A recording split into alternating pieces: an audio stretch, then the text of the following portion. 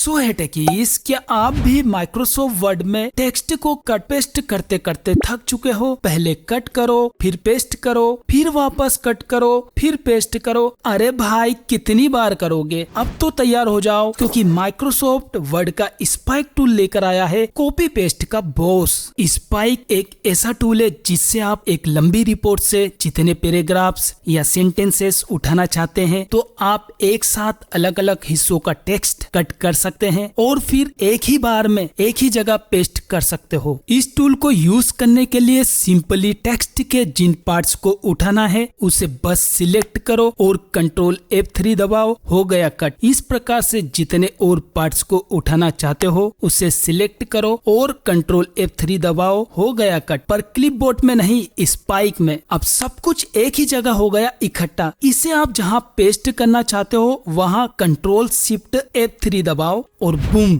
सब कुछ हो गया एक ही जगह पेस्ट। टाइम बचा, टेंशन गई और प्रोडक्टिविटी हो गई सुपर चार्ज्ड। अब से कॉपी पेस्ट का झंझट छोड़िए और स्पाइक से स्पीड पकड़िए। अगर वीडियो पसंद आया हो तो एक लाइक ठोक दो और प्रोडक्टिविटी के और भी ऐसे जुगाड़ के लिए चैनल को सब्सक्राइब कर लो।